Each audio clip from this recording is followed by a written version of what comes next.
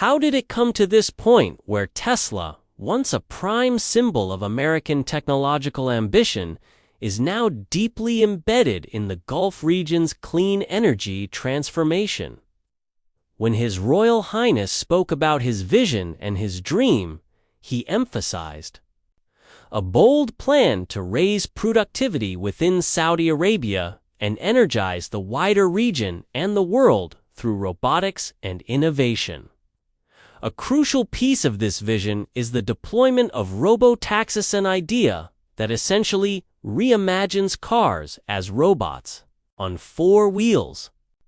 The excitement about autonomous vehicles taking to the streets of the kingdom is real, and even Elon Musk confirmed the plan. Robotaxis will be brought to Saudi Arabia. But the vision extends far beyond just transforming personal transport.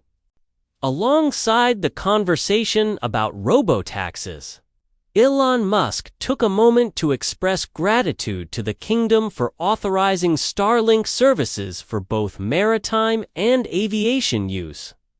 This approval represents another layer of technological infrastructure that aligns with the kingdom's push for modernization and productivity. The ambitions became reality on April 10, 2025.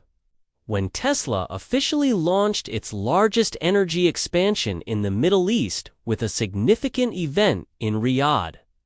This wasn't simply an introduction of electric vehicles. It was a comprehensive rollout of Tesla's full energy ecosystem, including Powerwalls, Megapacks, solar panels, and a network of superchargers designed specifically for the Gulf's infrastructure. This milestone marked the first time Tesla Energy positioned itself as a strategic partner in a foreign national grid project. While this progress unfolded in Saudi Arabia, back in the United States, Tesla faced repeated delays from domestic energy regulators. Large-scale battery installations in California and Texas hit obstacles ranging from local utility, red tape, to Department of Energy holdups. As America's energy infrastructure grappled with modernization challenges, Tesla found willing partners abroad, beginning with one of OPEC's most influential members. Tesla's move into Saudi Arabia is just a piece of a larger Gulf strategy. Over the past 6 months, Tesla has discreetly expanded energy operations throughout the region. In the UAE, Tesla collaborates with infrastructure giants like DP World to explore megapack installations that could stabilize power for ports and urban centers. In Dubai, urban superchargers are being integrated with solar-powered battery networks.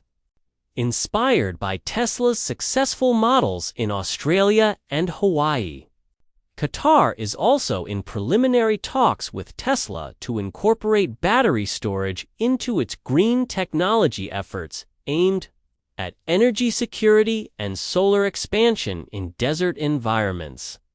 These initiatives stand apart from American government involvement or funding. Instead, they are powered by local sovereign wealth funds and national energy transition programs. Showing a clear pivot, Tesla is no longer waiting for domestic policy alignment, but is forging ahead with partners ready to act swiftly. The Gulf's push into clean technology reflects a larger transformation within OPEC, traditionally reliant on oil exports. These countries are now diversifying to stabilize their economies amid fluctuating oil prices and global carbon reduction targets.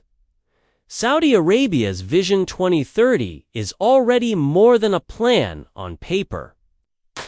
Megaprojects like NEOM and investments in electric vehicle companies such as Lucid and Seer illustrate concrete steps towards an economy less dependent on crude. Tesla, with its advanced storage and solar technologies, has become a crucial link in this chain. Partnering with Tesla supports two core objectives for the region: decreasing domestic oil reliance and building exportable expertise in clean, grid technology for developing regions in Africa and Asia. For Elon Musk, the opportunity is clear. Tesla energy can grow faster in countries with centralized leadership, national mandates, and immediate access to capital. By mid-2025, rumors of a potential Tesla gigafactory in Saudi Arabia were circulating widely. Based on credible reports and renewed discussions during Musk's spring visit to Riyadh, Saudi officials have openly expressed their desire to host a Tesla plant, even proposing deals involving local rare earth supplies and preferential EV purchase agreements. The kingdom has already lured Lucid Motors, which now assembles vehicles in King Abdullah Economic City, and launched Seer, its own EV brand supported by the Public Investment Fund and Foxconn. A Tesla gigafactory would follow a similar blueprint in exchange for local production and technology transfer. Tesla would gain access to regional supply chains, funding, and market incentives. In the United States, such a move is more than just another global facility. Raises questions about industrial loyalty. If Tesla manufactures cars or batteries in Saudi Arabia, American jobs, cutting-edge manufacturing, and innovation once credited to U.S. policy would effectively be redirected offshore. Meanwhile, Tesla's expansion in the UAE goes beyond simply selling cars. In early 2025, the company began testing large-scale Megapack installations with Masdar, the UAE's flagship clean energy firm. These deployments aim to integrate solar generation and battery storage into a rapidly evolving grid. Dubai's Roads and Transport Authority is also aligning its EV infrastructure with Tesla's fast-charging technology to meet a 2040 emissions target. Though no equity stake has been formalized, Tesla's footprint has grown steadily with backing from Emirati authorities. In Qatar, Tesla is in initial talks with the Energy Ministry to explore grid batteries and smart energy software. Qatar wants to upgrade its World Cup PIRA infrastructure with renewable grid systems.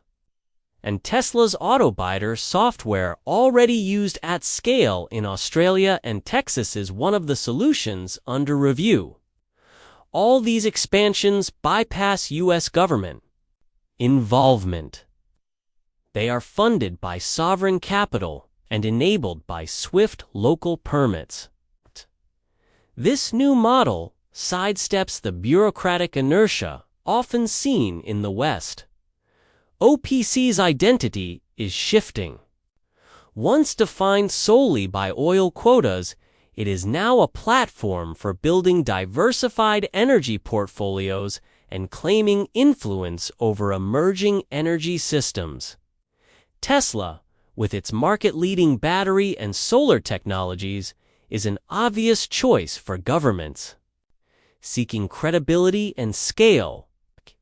This is not an official OPEC-Tesla alliance, but a pattern of regional convergence. Individual member states are crafting national clean energy roadmaps and bringing in Tesla to anchor the technology backbone. So far in 2025, Saudi Arabia, the UAE, and Qatar have each launched Tesla-linked initiatives. Other Gulf countries, such as Kuwait and Oman, are also in early conversations about potential partnerships involving solar storage, considering offers from both Tesla and Chinese energy firms. The strategy is clear: secure technology that delivers cost control, grid independence, and exportable clean tech expertise. In the oil era, OPEC nations wielded economic leverage through fossil fuels. In the emerging clean tech age, they aim to gain influence through infrastructure and innovation, and Tesla is central to that ambition.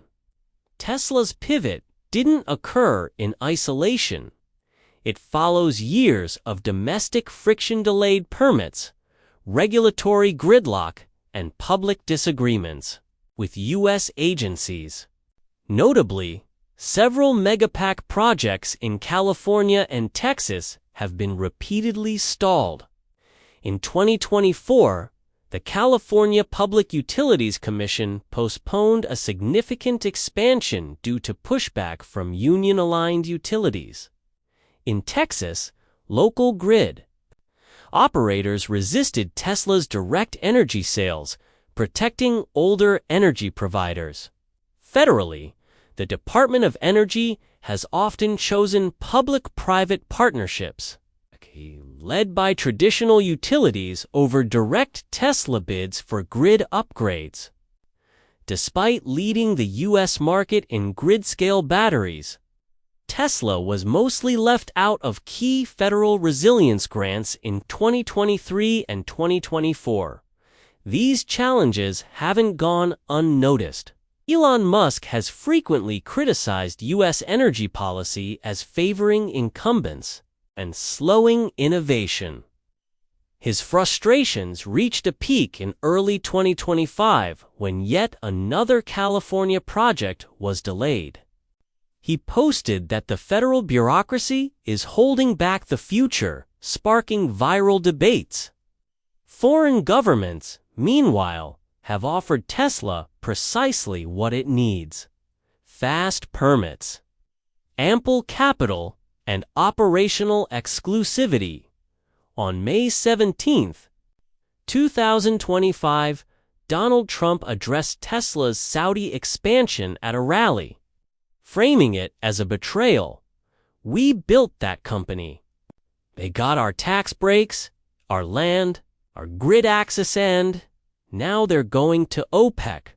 That's not capitalism, that's betrayal." His remarks resonated widely, igniting debates among both conservatives and progressives about the costs and consequences of deregulation and globalization. While Tesla was once celebrated as proof of American industrial resurgence, it is now installing grid technology and planning factories in countries long considered strategic rivals or competitors.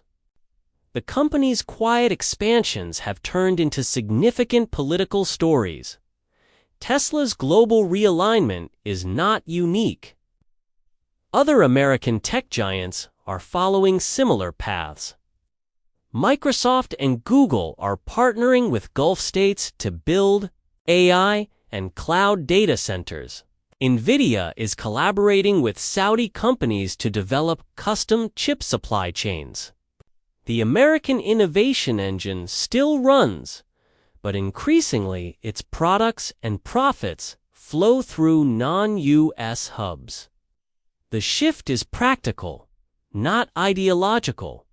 Governments in the Gulf region move faster, commit larger sums, and offer clear execution roadmaps.